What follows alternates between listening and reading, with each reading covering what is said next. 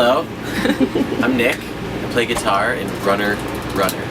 I'm James. I play drums in Runner Runner. Hello, I'm John. I play bass in Runner Runner.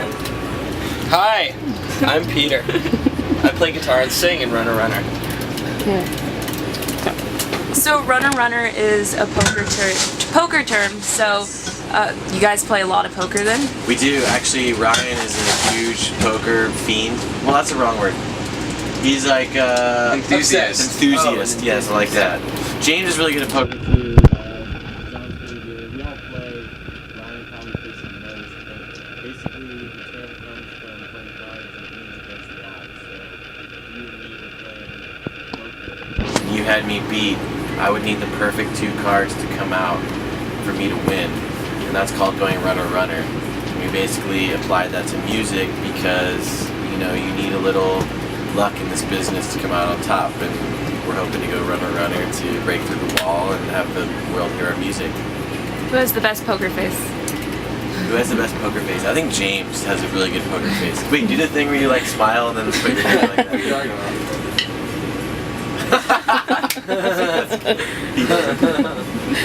He's good at it. Do you guys have any overseas shows planned in the near future? Wow, I really hope to get overseas. We went to Japan last year, or about a year and a half ago. We hope to get to Europe and Australia and Japan within the next year. That's the goal. So how did you guys start out as a band? Our band started because we were all in other bands that toured together, and we all met on tour, and basically we all came together with a vision to start a fresh project and write songs together, and we wanted the world to hear our music, so that's what we did, and now here we are. What's the next goal you'd like to accomplish as a band? The next goal to accomplish? I want a gold record. Gold record would be awesome. Playing the Staples Center in Los Angeles, where we live, would be awesome. Being Traveling internationally, like you said, we really want to hit Europe and Australia because we've never been.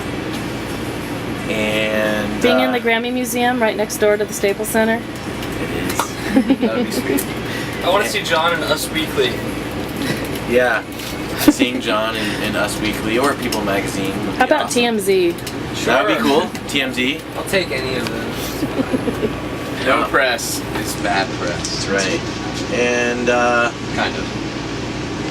I think just touring and like getting on great shows with bands we really like. I think touring with Maroon 5 would be awesome. Script. I don't know. Those all sound like good goals. Yeah. Do you guys have a funniest tour memory? Funniest tour memory. There's a lot of them. Let me tell you. Any of them have to do with Voodoo Donuts? We actually They had could. donuts today. They I could. already ate the phallic donut they have there. What's a good Portland tour story? Portland tour story or just anything? Any tour story. It'd be cool if it was Portland, though, right? True. But we've only been here a couple times, so. We met the singer of Dinosaur Jr. in Portland. We thought we were a couple of fanboys. We thought right. Okay, I got one. We stayed at the Jupiter Hotel here in Portland, and we almost got kicked out of the hotel because we had some friends that were being really loud and crazy and obnoxious on the balcony outside of our room. Sure, friends. Yeah, okay. Well, we thought they were friends. And then the people from the hotel came up and tried to kick us out, and we had to like beg and plead them to let us stay. And I mean, what's tour really without a little? I got denied trouble. entry to the Doug Ford bar that night. The guy said I was too intoxicated to go inside of a bar. That'll do it. A good tour memory I always have is Secondhand Serenade on the first day of tour, getting in a big water balloon fight with those guys. That was fun. I got to drench John from Secondhand with a water balloon to the face. To the face. It was pretty good. Yeah, this might be a revenge story right now. Can you deal with this? Remember in Meet the Parents at the end when Ben Stiller's like talking about his stepdad? You ever seen Meet the Parents? Yes. You gotta watch the very end. It's like right before the credits roll. Robert De Niro has like a secret camera in this teddy picture. bear. Or Is it a picture? Or the teddy bear's next to a picture, and Ben Stiller's looking at it like, oh, what's that? Huh, stepdad? Huh? What? You think you know what to tell me to do? Huh? Really? What I want to know is, can you do this? And like, it's super funny because he doesn't know that he's on camera, and Robert De Niro's just watching it the whole time, like, oh my god. That was a good part of the movie. Anyways, on with the interview. What do you guys like to do on your off time? Off time is nice time. I love surfing. I love to surf, spending time at the beach and the ocean is all I do. Usually I drag John with me. We'll get up in the morning and go surfing. So we share a house, so his room is like on the other side of my wall, so I'm just banging on the wall. I'm like, get up, John, let's go to the beach. So I like to do that. Peter is a big bicycle enthusiast. He rides his bike to the beach. So As well as surfing, a he rides his world-class amateur photographer. There you go. I also like to watch baseball before the shows. bike. Nice. And James rides motorcycles. Rays. And I also work on not being this pale when we're off time. Yeah. Be a little pasty in the old club circuit. Do you guys bring bikes here to Portland? This is like the best, one of the You got top your rated. fold He's got a I have a little fold-up folding one. bike with me. Hopefully we'll get to the level where we could bring any bike or motorcycle we want on. Hopefully soon all the equipment You'd bring will be... you'd bring a Triumph on a semi, right? Oh, hell yeah. Well, no, what you do is you send all the equipment on On the the semi semi, and you have all the put whatever toys you in the want. trailer. So no matter where we are, you just pop it open and just go. Alright, so on your music, what are the songs that really get you guys going? That even because when you're on tour, you're playing the same songs over and over and over again. What one still just makes y'all happy when you get on stage and play it? I really love So Obvious. That song Same was our here. first single. It seems to get the crowd going. It's an energetic song. It's fun to play.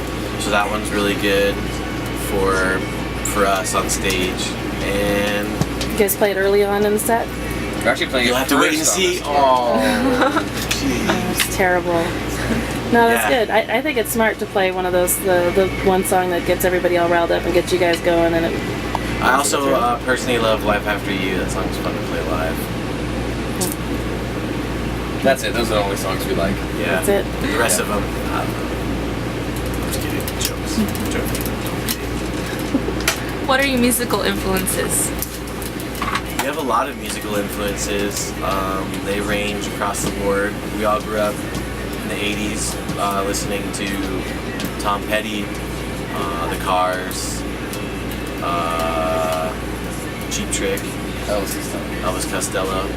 But we also love modern day music, modern day pop, Killers, Third Eye Blind, Lady Gaga. So I'd say our influences kind of range between all those bands, and we kind of put them in a big blender and made this runner mix. Fuse genre. Smoothie, cocktail, virgin cocktail, that is non-alcoholic, depending on how old you are. Old. How about punk? You guys like punk music? Yes. What's your favorite punk bands? Because I'm kind of a product of the 80s. Love punk bands. You like Cheap Trick then, nice. Which one? No Effects, Lagwagon. some of my Yeah, all the favorite Fat Records and Epitaph bands, Bad Religion, I like the Ramones a lot. NoFX, Ramones, Descendants, The Clash, The Police, Replacements. Replacements are awesome. How about Elvis Costello. Sugar, Husker Du. no Sex Pistols, Misfits, PIL? I like that stuff. Sex Pistols are okay. I guess I'm older. Green Day is better. What I will say Our about the tour Sex manager loves the Misfits. What I will say about the Sex Pistols is really cool is they're one of the only bands to release one album and make it into like the Rock and Roll Hall of Fame and just have insane, like, I guess, That is credibility off one album to just be, you know, a Really household iconic. name. Iconic, Well, it yeah. also pays to be killed, kill yourself and stuff. That usually I've helps. been working on that. Everyone loves you when you're dead. It's amazing how that works. What's your definition of a perfect show? Definition of a perfect show would be an awesome venue. Sounds great, cool to hang out at, good on stage for the band, good in the crowd for the audience. When everyone's really energetic, it's always kind of a bum out when you play a show where people are just kind of like exhausted from their day, or like we notice different cities or weather can bring people down sometimes. It's like pouring down rain outside sometimes. People are a little affected by that. So having a really lively audience that's singing along and cheering loud is awesome. And wow, I think that's about it. A good venue and an awesome crowd. That's a perfect show. So you guys are all really good friends. There has to be something that gets on each other's nerves. Any pet peeves? No, we never get on. We're like the Liars. Leave it to Beaver. We're like, No, seriously, we want to hear something that drives you guys crazy. I actually find John's pterodactyl call pretty therapeutic. no, I mean, we're like a family or like brothers. You know, of course, there's little things. I mean, you know, when John cuts his hair in the sink, it's, you know, sometimes it's. Right. Yeah. You wake up on the wrong side of the bed, you see hair in your sink. You can imagine. You what make a happens from sweater. there. I mean, let's see. Scary. Ryan, our singer, we all love Ryan. He has a tendency to not clean up after himself. Sometimes, you know, that can be. All in all, we get along very, very well. I'm trying to think. Maybe I like how you're the one telling all the. I eat people's food when they don't know it and they get mad at me, and Peter does that too. So you have a partner in crime. That's good to know. Yeah. You guys play practical jokes on each other? Oh yeah, definitely. Any good ones? I That shaved one of John's eyebrows off. In his sleep, they grew back pretty quickly though. 50 foot. Oh, we steel also tube. practical jokes. We also like to do is when people walk by, we like to knock on the window and have them look, be like, "What the heck's going on in there?" And we just kind of laugh at them at their expressions. Not laughing at people, just at ourselves for being so silly sometimes. Not the same Telestash. effect now. Telestash. Telestash makes TV entertaining, and it makes cheesy 90s movies more entertaining. Yeah, Last night we were watching Speed with Telestash. It was great watching the lineup on Keanu Reeves' you face. might line it up. Sandra Here it Bullock. goes. Watch. Land it, land it, land it, land it. Come on, baby. Look up. Turn on the light. Oh. Car stash. Cat stash. Come on. Dog stash. Yes. Dog stash. See, there you go. That's entertainment. You can't buy That's that. how we Oh, do. that is good. And you don't need it for the 70s movies, though, do you? No, there's permanent stash, but stash on stash is a bonus. It's not that cool looking I though. don't know why that just sounds. Never mind. Stash on I stash. I have a problem with visualizing things. We mean fake mustache on On television, where a guy's real mustache really is. Not like. Not like I was thinking like Village People is where I was going with stash on. they do have some great mustaches. Yeah. Burt Reynolds has a good one. Ooh, so close. All right, yep.